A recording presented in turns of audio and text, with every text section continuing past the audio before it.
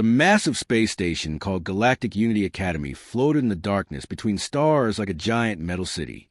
Thousands of alien students from dozens of different worlds lived and studied here together. The hallways buzzed with strange languages, and the air recyclers worked overtime, keep everyone breathing comfortably. Danny Rodriguez had been here for 3 months now, and he still couldn't get used to seeing so many different kinds of aliens walking around like it was normal. There were tall blue ones with too many arms, short fuzzy ones that looked like walking carpets, and some that were basically just floating jellyfish with big brains. Earth had only joined this whole galactic community thing 15 years ago, so humans were still the new kids on the block. Most of the time, everyone got along okay. Sure, there were the usual cliques and groups you'd find in any school, but generally, different species minded their own business. Most of the time. But then there were the Chromax. Danny had learned to spot them from across any room. They were huge, easily 8 feet tall, with thick gray skin covered in scars that they wore like badges of honor. Their culture was all about strength and dominance. If you couldn't fight, you weren't worth their time. If you were weak, you were basically asking to be stepped on. And right now, they had picked their favorite target. Her name was Lyra, and she was about as far from a Chromax as any creature could be. She belonged to a species called the Velthani, and everything about her screamed peaceful. Her skin had the soft blue glow that got brighter when she was happy and dimmed when she was scared. She was maybe 5 feet tall, with these huge silver eyes that seemed to take in everything around her. The Velthani didn't even eat meat. They survived on some kind of plant-based paste that looked like baby food, but apparently had all the nutrients they needed. Danny had first noticed the bullying about 2 weeks into the semester. It started small, like most bullying does. The Chromax would accidentally bump into Lyra in the hallways, sending her books flying. They'd make loud comments about how her species were weaklings who didn't deserve to be in the same academy as real warriors. Stupid stuff that made Danny's blood boil, but he'd figure it would blow over. It didn't blow over. It got worse. The leader of the Chromax group was a massive brute named Gorthak. Even by Chromax standards, this guy was intimidating. His hide was covered in ritual scars, and he had this way of looking at smaller species like they were insects he might step on for fun. He'd apparently been held back a year, which in Chromax culture was deeply shameful. So he was taking out his anger on anyone he perceived as weak. Danny started paying more attention to the pattern. Every day at lunch, the same thing would happen. Lyra would sit alone at a corner table, quietly eating her green nutritional paste. She brought some kind of special container from home that kept the food at the right temperature. For the Velthani, mealtime was apparently supposed to be peaceful and meditative. But Gorthak had other plans. Like clockwork, he and his 2 buddies would swagger over to Lyra's table right when the cafeteria was most crowded. They'd make some comment about how disgusting her food looked, or how her species didn't belong here, or how she was taking up space that real students could use. Then, with a casual swipe of his massive arm, Gorthak would knock her meal to the floor. The first time Danny saw it happen, he'd started to get up from his table. But his roommate, a practical guy named Tyler from Minnesota, had grabbed his arm. "Not our fight, man," Tyler had whispered.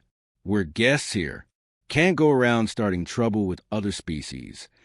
Danny had watched as Lyra knelt down beside the spilled mess, her skin patches dimming to almost nothing.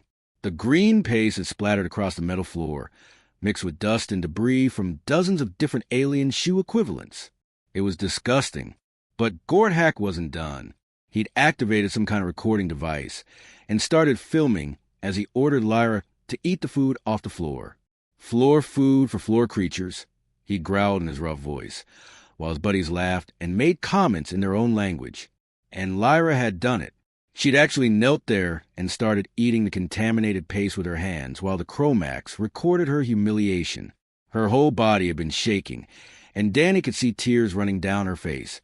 But she'd done it because she was too scared to refuse. The worst part was how everyone else had reacted, or rather, how they hadn't reacted at all.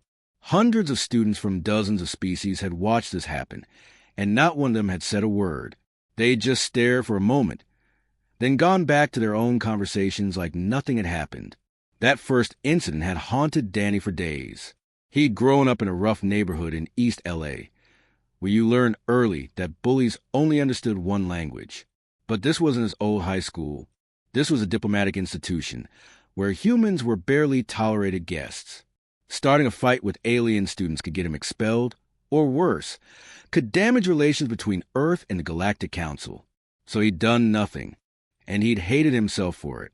But the incidents kept happening. Every single day, like some sick ritual. Gordhack and his crew would humiliate Lyra, while everyone watched and did nothing. Danny started timing his lunch breaks differently, hoping to avoid seeing it. But somehow, he always ended up witnessing at least part of it. The breaking point came on a Tuesday. Danny had been having a particularly bad day, failed a test in advanced stellar navigation, got a message from home saying his little sister was in the hospital, and his girlfriend back on Earth had been distant in their video calls. He was already in a foul mood when he walked into the cafeteria. Lyra was sitting at her usual table, but something was different. Instead of her normal calm demeanor, she looked absolutely terrified. Her skin patches were flickering erratically, and her hands were shaking as she tried to eat. Danny followed her gaze and saw why. Gordhack was approaching with a bigger group than usual. Instead of just his two regular buddies, he had 4 other Chromax with him. They were talking loudly and pointing at Lyra, and Danny didn't need a translator to understand the tone. This wasn't going to be their usual humiliation routine. This was going to be something worse. Danny felt something snap inside his chest. All the frustration from the past weeks, all the anger at watching this gentle creature be tortured day after day, all the rage at a system that let bullies thrive as long as they picked on the right targets, all came together in one burning moment of clarity. He stood up from his table, so fast his chair fell over backward. The metallic clang echoed through the cafeteria, and conversation started to die down as students noticed a disturbance. Tyler looked up at him with alarm. "Danny, what are you doing?" Danny reached into his jacket and pulled out the bottle of beer he'd been saving for the weekend. Earth alcohol was technically contraband on the station, but security usually looked the other way as long as students were discreet about it. He set the bottle down on Tyler's tray with a soft thunk. "Hold my beer," he said quietly. Every human in the cafeteria felt their spines straighten. Those 3 words carried a weight that transcended language barriers. They were a declaration of intent, a promise that someone was about to do something spectacularly stupid and probably heroic. Danny started walking toward Lyra's table, his footsteps echoing in the suddenly quiet cafeteria. He had no plan, no strategy, no idea what he was going to do when he got there. All he knew was that he couldn't watch this happen one more time. Behind him, he heard Tyler curse under his breath, but he also heard the scrape of chairs as other human students started to stand up, ready to back their friends' play whether it made sense or not. The Chromax hadn't noticed him yet. They were too focused on their victim, too caught up in their anticipation of whatever cruel game they planned. But Lyra had seen him coming, and for the first time in weeks, her skin patches began to glow just a little bit brighter. The cafeteria had that weird buzzing energy that came right before something big was about to happen. Danny could feel in the air as he walked across the room, his sneakers squeaking against the polished metal floor. Every step felt like it took forever, but somehow he was moving too fast at the same time. Lyra was still sitting at her corner table, but now she looked absolutely terrified. Her blue skin had gone almost gray with fear, and those silver eyes of hers were darting back and forth between the approaching Chromax and the exits. She reminded Danny of a rabbit that had just spotted a pack of wolves. Gordhack was taking his sweet time, enjoying the build-up. He had 6 other Chromax with him today, instead of his usual 2 buddies, and they were all grinning with anticipation. Danny could hear them talking in their harsh, guttural language, but he didn't need a translation to know they were planning something worse than their usual routine. "Look at the little glowworm," Gordhack said loudly as he approached Lyra's table, switching to standard Galactic, so everyone could understand. Sitting here all alone, eating her baby food like a good little pet. The other students in the cafeteria were starting to pay attention now. Conversations were dying down as everyone sensed drama coming. Some species loved watching conflict from a safe distance, while others just wanted to avoid getting involved in anything messy. Lyra tried to make herself smaller, hunching over her meal container. Her hands were shaking so badly she could barely hold her eating utensil. The green paste inside her bowl looked like it was rippling from her trembling. "Please," she whispered, so quietly that Danny almost couldn't hear her from 20 feet away. "I just want to eat my lunch." Gordhack laughed, a sound like rocks grinding together. "Oh, you eat, little pet. But first, we're going to make this interesting." One of his buddies pulled out what looked like a portable recording device, the kind that could broadcast live to social networks across the galaxy. Danny's stomach dropped as he realized they weren't just planning to humiliate Lyra in front of the cafeteria. They were going to put on the internet for millions of beings to see. Today's lesson, Gordhack announced to his device, is about knowing your place in the food chain. We have here a perfect example of prey species trying to pretend it belongs with predators. Danny was close enough now to see the tears starting to form in Lyra's eyes. Her bioluminescent patches were flickering like broken Christmas lights, and she'd started making this soft humming sound that he'd learned was how Velthani expressed distress. With deliberate slowness, Gordhack reached out and picked up Lyra's meal container. The green paste inside sloshed around as he held it up to the camera.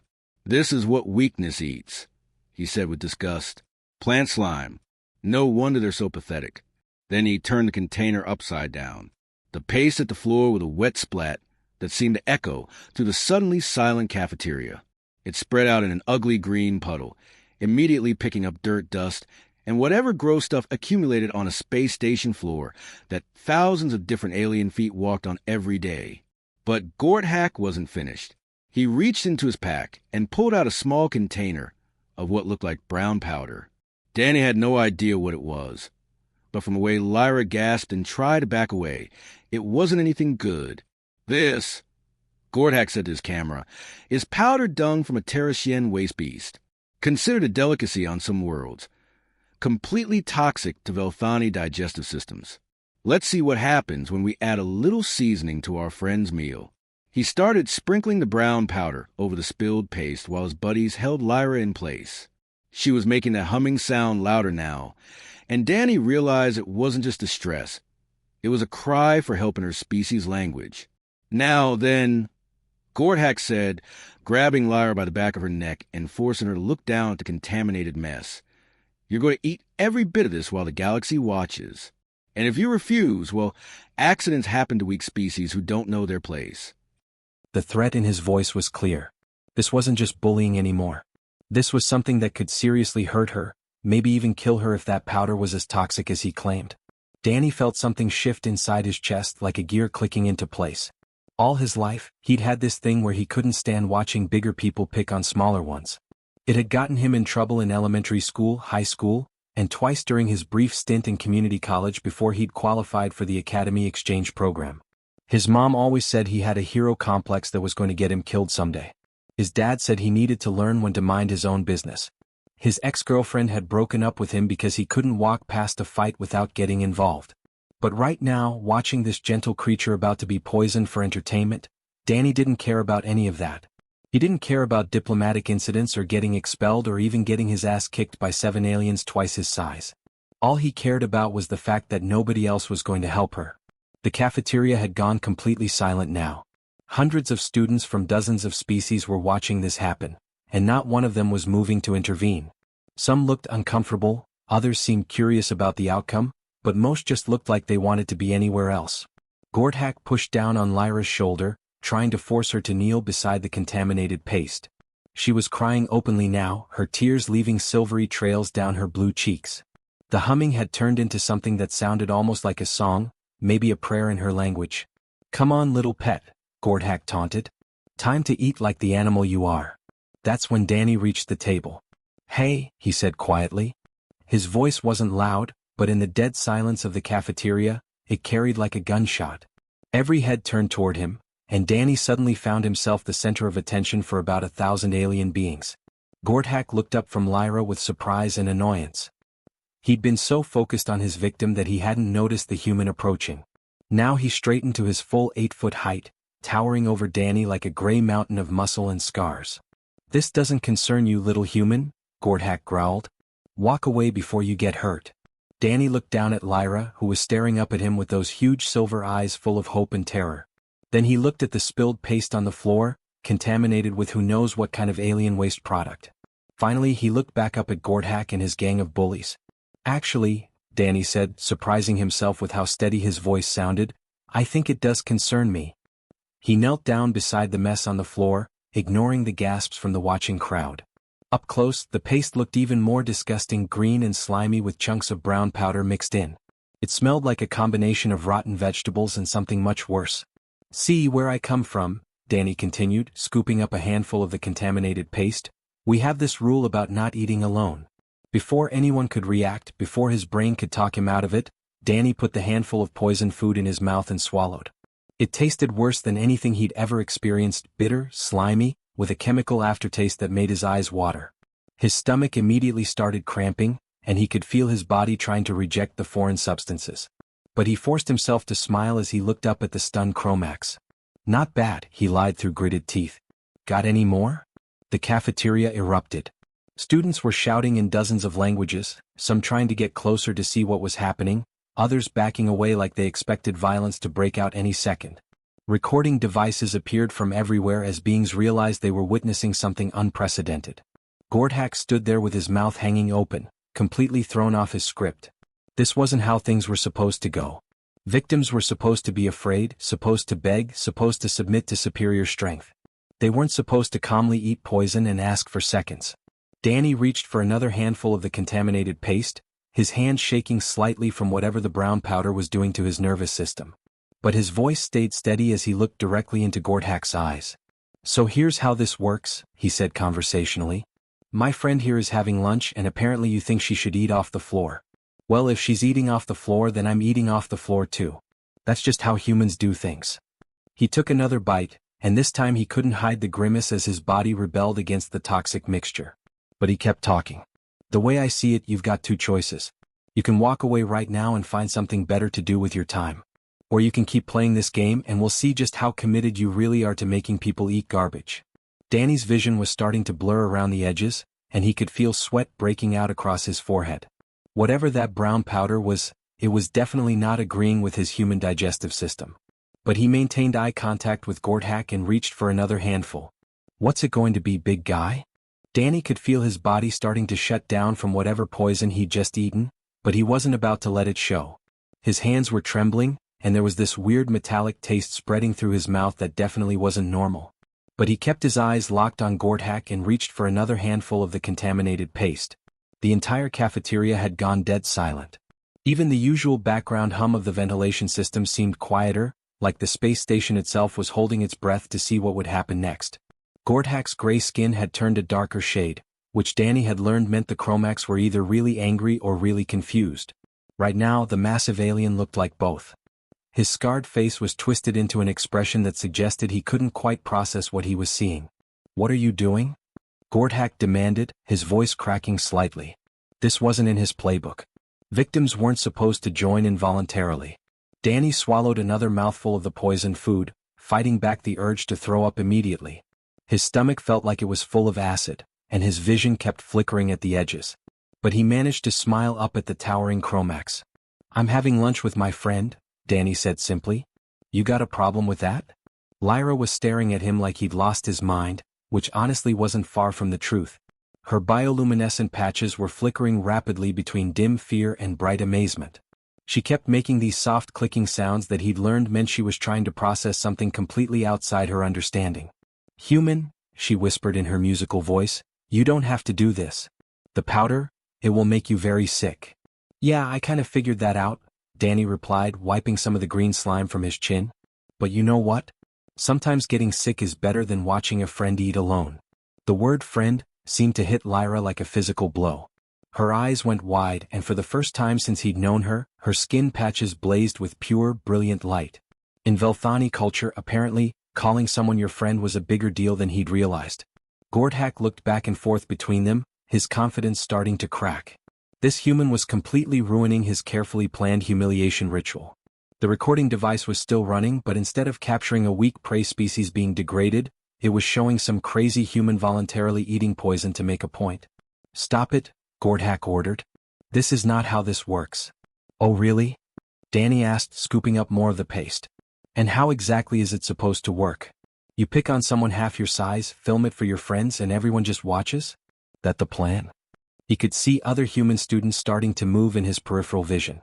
Tyler had stood up from their table, along with Jessica from the engineering program and Mike from astronavigation.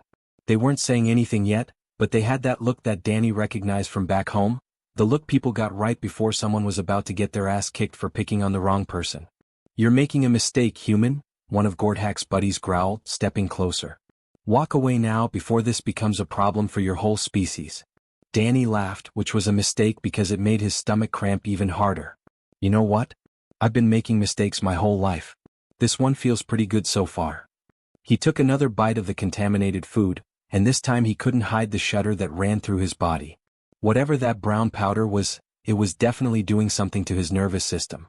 His fingers were starting to tingle and there was a weird ringing in his ears. But he kept talking because talking meant Gordhack's attention was on him instead of Lyra. "Here's the thing about humans," Danny said conversationally, like he was discussing the weather instead of slowly poisoning himself. "We've got this weird quirk where we really don't like bullies. It's like a species-wide character flaw or something." More students were starting to pay attention now. Not just humans but some of the other species too. A group of tall, thin Altarians had stood up from their table and were watching with interest. Even some of the usually neutral Zephyrians looked engaged. "Back on Earth," Danny continued, "we had this whole thing where bigger countries would pick on smaller ones, stronger people would beat up weaker ones, that kind of stuff. Know what we learned? It only works if everyone else agrees to look the other way." He gestured around the cafeteria with a hand that was definitely shaking now.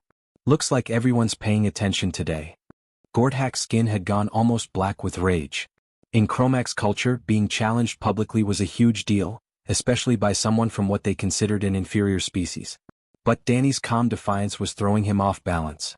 This should have been simple: scare the human, humiliate the prey species, establish dominance. Instead, he had some lunatic human eating poison and giving a speech about interstellar politics. "You think you're clever," Gordhack snarled, leaning down until his scarred face was inches from Danny's. "But you're just another weak species trying to pretend you belong with the predators." Danny looked up at him and smiled even though he could taste blood now. "Maybe. But here's the difference between you and me, big guy." He slowly stood up, swaying slightly as the toxins continued to mess with his system. Even standing on unsteady legs, he barely came up to Gordhack's chest. But somehow he didn't look small. "You pick fights with people who can't fight back," Danny said quietly. "I pick fights with people who probably shouldn't be fought with in the first place." The tension in the cafeteria was so thick you could cut it with a knife. Everyone was waiting to see who would make the first move. Gordhack's crew was looking between their leader and the increasingly sick human, trying to figure out what the play was supposed to be. Lyra had managed to scramble to her feet and was standing beside Danny now, her skin blazing like a blue star. She was still terrified, but there was something else there too, a kind of fierce gratitude that seemed to give her courage she didn't know she had. "Leave him alone," she said in her soft voice, but it carried clearly through the silent cafeteria. "He's sick because of your poison. If you hurt him more, everyone will see what kind of beings you really are." That was the wrong thing to say. Gordhack's face twisted with fury at being lectured by his intended victim. He reached out with one massive hand to grab Danny by the throat. And that's when Danny's survival instincts finally kicked in. Growing up in East LA had taught him a few things about fighting bigger opponents. Rule number 1 was that size didn't matter if the other guy couldn't catch you. Rule number 2 was that everyone had weak spots if you knew where to look. As Gordhack's hand came toward him, Danny twisted sideways and grabbed the alien's wrist with both hands. Using his attacker's own momentum, he pivoted and threw his entire body weight into a move his uncle had taught him when he was 12. The massive Chromax went flying over Danny's shoulder and crashed into a nearby table with a sound like a car accident. The cafeteria exploded into chaos. Students were shouting, jumping up from tables, some trying to get closer to see the fight while others scrambled to get away from it. Recording devices were appearing from everywhere as beings realized they were watching something that would be talked about for years. But Danny barely noticed any of it. His vision was getting blurrier by the second, and his hands were going numb from whatever that brown powder was doing to him. He could see the other Chromax moving toward him, but they seemed to be moving in slow motion. "Tyler," he called out, his voice sounding weird and distant to his own ears. "I think I need that beer back." Because if he was going to pass out from alien poison in the middle of a cafeteria brawl, he at least wanted to do it with style. Behind him, he could hear Lyra's voice, speaking rapidly in her own language. But her bioluminescent patches were brighter than he'd ever seen them, lighting up the whole area like a blue beacon. And all around the cafeteria, students who had been content to mind their own business were starting to stand up and choose sides. The fight was just getting started. Danny's world was spinning like a broken carnival ride. The poison from that brown powder was messing with his head big time, making everything look like it was underwater. But he could still see Gordhack pulling himself out of the wreckage of the table he just crashed into, and the big alien looked absolutely furious. "You're dead, human?" Gordhack roared, his voice echoing off the cafeteria walls. Gray blood was trickling from a cut on his forehead where he'd hit the metal table edge, which just made him look even more terrifying. The other 6 Chromax were spreading out now, trying to surround Danny like a pack of wolves. They moved with the kind of coordination that told him this wasn't their first group beatdown. These guys had done this before, probably lots of times.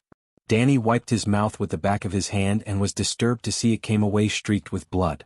Whatever that alien waste powder was doing to his insides, it wasn't good. His stomach felt like someone was twisting a knife in it, and his hands were shaking so bad he could barely make fists. But here's the thing about growing up in a rough neighborhood, you learn that sometimes you're gonna get your ass kicked no matter what you do. The trick is making sure the other guy remembers it afterward. "Come on then," Danny called out, his voice slurring slightly from the toxins. "Let's see what you got." That's when Tyler jumped over a table and landed next to him. "You crazy son of a bitch," Tyler muttered, cracking his knuckles. "I told you not to start trouble." "Yeah well," Danny replied, swaying on his feet, "when did I ever listen to good advice?" Jessica appeared on his other side, her red hair tied back in a ponytail that meant business. She'd grown up on a ranch in Montana and could throw hay bales around like they were pillows. 7 on 1 isn't fair," she said calmly. 7 on 3 is better odds." Then Mike showed up, followed by 2 other human students Danny barely knew. Suddenly it wasn't 7 on 1 anymore. It was 7 on 6, and the humans looked like they were ready for a fight. "This is not your concern," Gordhack shouted at the other humans. "Walk away now, and only your friend has to suffer." Tyler laughed, a sound with no humor in it. "Yeah, that's not how this works, big guy. You mess with one of us, you mess with all of us." The thing about humans that most alien species didn't understand yet was that they were pack animals. Not in the same way as the wolf-like Canis species, or the hive-mind insects from the Outer Rim. Humans formed these weird emotional bonds that made them do completely irrational things for each other. Like volunteering to get beaten up by 7 aliens twice their size. Danny could see other students throughout the cafeteria starting to choose sides. A group of Altarians had stood up and were moving closer, their tall, thin forms looking like praying mantises getting ready to strike. Some of the usually peaceful Zephyrians were clicking their mandibles in what he'd learned was their version of approval. Even more surprising, he spotted a couple of younger Chromax students who were hanging back but didn't look happy with what their older classmates were doing. Apparently, even among warrior species, picking on the defenseless wasn't universally popular. Gordhack seemed to realize that his simple bullying session had turned into something much bigger and more complicated. His eyes darted around the cafeteria, taking in all the attention they were getting. Hundreds of recording devices were pointed their way, broadcasting this confrontation live across the galactic networks. This wasn't just a local incident anymore. This was going to be seen by billions of beings across dozens of star systems. And right now, it was making the Chromax look like cowards who ganged up on sick humans and defenseless prey species. "Last chance," Gordhack growled, but Danny could hear the uncertainty in his voice now. "Stand down or face the consequences." Danny tried to answer, but another wave of nausea hit him and he had to grab onto Tyler's shoulder to keep from falling over. His vision was getting darker around the edges, and there was this weird buzzing in his ears that was getting louder by the second. But before he could say anything, Lyra stepped forward. "No," she said in her soft musical voice. But this time it didn't sound weak or scared. It sounded determined. Her bioluminescent patches were blazing so bright they were casting blue shadows across the cafeteria floor. In Velthani culture, that level of illumination meant she was experiencing powerful emotions, anger, gratitude, and something else that Danny's poison-addled brain couldn't quite identify. "He ate your poison for me," Lyra continued, her voice getting stronger. "He made himself sick to keep me from being alone. And now you want to hurt him more?" She turned to address the crowd of watching students, her light pulsing with each word. "This is what courage looks like," she called out. "Not picking on those weaker than you but standing up for those who cannot stand up for themselves." A murmur ran through the crowd. Students were nodding, some in their own species' ways of showing agreement. The Altarians were making these weird harmonic sounds that meant approval. Even some of the neutral species were starting to look hostile toward the Chromax group. Gordhack's face went through about 6 different shades of gray as he realized he was losing control of the narrative. This was supposed to be about Chromax superiority and the natural order of predator and prey. Instead, it was turning into a story about humans being heroic and Chromax being bullies. Enough, he bellowed and charged straight at Danny. What happened next was like watching a nature documentary in slow motion. If nature documentaries featured poison college students fighting 8-foot-tall alien warriors. Danny's reflexes were shot from the toxins, but his friends weren't. Tyler stepped in and caught Gordhack's charge, grappling with the much larger alien and actually managing to slow him down through pure stubborn determination. Jessica kicked one of the other Chromax in what she hoped was a knee equivalent, sending him stumbling into a table. Mike grabbed a cafeteria tray and used it like a shield, deflecting a punch that would have taken his head off. The other 2 humans flanked the remaining Chromax, using teamwork to keep them off balance. But there were still too many of them and they were way too big and strong. Danny watched through his blurry vision as Tyler got lifted off his feet and thrown into a wall. Jessica was holding her own, but she was getting backed into a corner. Mike's makeshift shield had been knocked out of his hands. The humans were losing and Danny was too sick to help. That's when something amazing happened. A group of Altarians joined the fight, their long limbs giving them reach advantages against the stockier Chromax. Then some Zephyrians swarmed in, their small size letting them trip up the bigger aliens. Even a couple of the younger Chromax students stepped in, apparently deciding they were more ashamed of their classmates' behavior than loyal to their species. What had started as 7 bullies picking on one victim had turned into a full-scale cafeteria brawl with dozens of students involved. And somehow, the humans and their allies were winning. Danny slumped against a table and watched the chaos unfold around him, his vision fading in and out. The poison was really doing a number on him now and he could feel consciousness slipping away. But just before everything went black, he saw Lyra kneeling beside him, her skin glowing like a small blue sun. "Thank you," she whispered. "No one has ever been willing to get hurt for me before." Danny tried to smile but wasn't sure if his face was working properly anymore. "That's what friends do," he mumbled. Then the world went dark, and the last thing he heard was the sound of campus security rushing into the cafeteria to break up the biggest interspecies brawl in academy history. When he woke up 3 days later in the medical bay, he was going to find out that everything had changed. Danny woke up feeling like he'd been run over by a space truck. His mouth tasted like metal and regret, his stomach felt like it was full of broken glass, and every muscle in his body ached like he'd been working construction for a week straight. But he was alive, which honestly surprised him a little bit. The medical bay was quiet except for the soft humming of alien medical equipment that he didn't recognize. The walls were that sterile white color that hospitals seem to use everywhere in the galaxy, and the bed he was lying in felt like it was made for someone about 3 times his size. "You're awake," came a familiar musical voice. Danny turned his head, which was a mistake because it made the room spin. Lyra was sitting in a chair beside his bed, and her bioluminescent patches were glowing with a soft, warm light that somehow made him feel better just looking at it. "Hey," he croaked, his voice sounding like he'd been gargling gravel. "You okay?" She laughed, a sound like wind chimes in a gentle breeze. "You ate poison for 3 days ago and the first thing you ask is if I'm okay?" "Well, yeah," Danny said, trying to sit up and immediately regretting it. "You were the one getting picked on. I just got involved." "Just got involved," she repeated, shaking her head in amazement. Her skin patches flickered brighter for a moment. "Danny, do you have any idea what happened after you passed out?" Honestly, he didn't. The last thing he remembered clearly was the cafeteria turning into a war zone and then everything going black. "Did we win?" he asked hopefully. That made her laugh again. "Oh, you definitely won.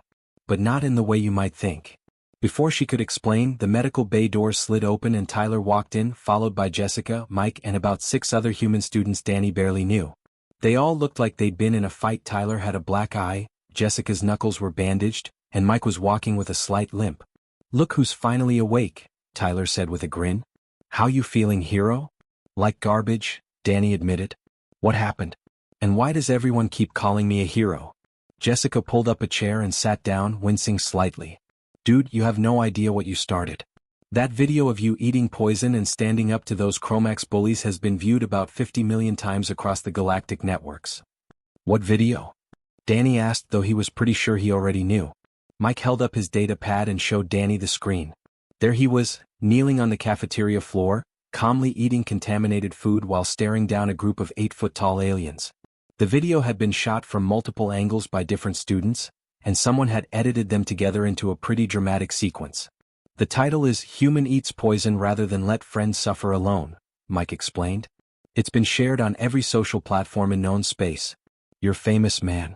Danny watched himself on the screen, and honestly, he looked way braver than he'd felt at the time. In the video, he seemed calm and determined instead of scared and nauseous. I don't look like I'm about to throw up, he observed. That's because you're a badass, Tyler said simply. Most people would have walked away. You literally poisoned yourself to make a point. Lyra leaned forward in her chair, her patches glowing brighter. But that's not even the best part. Show him the rest. Jessica swiped to another video, this one showing the brawl that had broken out after Danny collapsed. But it wasn't just chaos, it was dozens of students from different species working together to fight against the Chromax bullies. Altarians were helping fallen humans get back up, Zephyrians were protecting smaller students from getting trampled. Even some young Chromax were fighting against their own classmates. It spread like wildfire, Mike explained. Within hours, students on other campuses were sharing their own stories about bullying. Beings who had been picked on for years were finally speaking up because they saw what happened here. There are copycat incidents happening all over the galaxy, Tyler added. Students standing up for each other, different species working together to stop bullying. They're calling it the Hold My Beer movement. Danny blinked in confusion. The what now? That's what you said to me before you walked over to help Lyra, Tyler explained. You told me to hold your beer. Somehow that became the rallying cry for the whole thing. Students are using it as code for, I'm about to do something crazy to help someone else. Lyra was practically glowing now, her happiness radiating literal light throughout the room. The Galactic Student Council has created new anti-bullying policies because of what happened. And the Chromax High Command issued an official apology for their students' behavior. Wait, what happened to Gordhack and his crew? Danny asked. The mood in the room sobered a little. Jessica shifted uncomfortably in her chair. They got expelled. All of them. The academy doesn't mess around with students who bring toxic substances onto campus with intent to harm others. But here's the weird part, Mike added. 3 of them actually sent you apology messages while you were unconscious. Apparently, getting their asses kicked by a bunch of different species working together made them rethink some things. Danny tried to process all of this information. He'd eaten some poisoned food to help a friend, and somehow that had sparked a galaxy-wide movement against bullying? It seemed too big, too important to have started with something so simple. There's one more thing, Lyra said softly. The Velthani Council wants to give you their highest civilian honor. They've never awarded it to a non-Velthani before. What's the honor? Danny asked. Her patches flared so bright they cast shadows on the walls. The title translates roughly as Lightbringer. It's given to someone who brings hope to those living in darkness. Danny felt his eyes getting watery, which he blamed on the lingering effects of the poison. I just didn't want you to eat alone, he said quietly. I know, she replied. That's exactly why you deserve it. The medical bay doors opened again, and Dr. Kethvar, the Academy's chief medical officer, walked in. He was a tall, thin alien with way too many arms, but he'd been nothing but kind during Danny's stay. Our patient is finally awake, the doctor said in his precise, clinical voice. I must say, young human, you have the most interesting blood chemistry I've seen in 30 years of practice. Is that good or bad? Danny asked nervously. Good, definitely good. The toxins should have killed you outright, but your species' remarkable adaptability allowed you to metabolize most of the poison.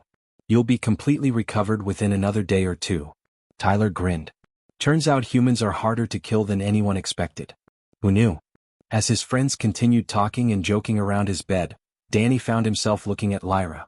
She was still glowing softly, but now it was a warm, steady light instead of the flickering distress signals he'd gotten used to seeing from her. Hey, he said during a lull in conversation. Want to grab lunch when I get out of here? Somewhere they serve actual food instead of floor slime. Her laugh filled the room like music. I would like that very much. But I'm choosing the restaurant this time. Deal, Danny said, smiling despite the lingering pain in his stomach. Outside the medical bay, he could hear the normal sounds of academy life continuing, students talking in dozens of languages, the hum of air recyclers, the soft chime of class change announcements. But somehow it all sounded different now. Friendlier maybe. Like a place where different species actually looked out for each other instead of just tolerating each other's existence. Maybe that was just the poison still messing with his brain.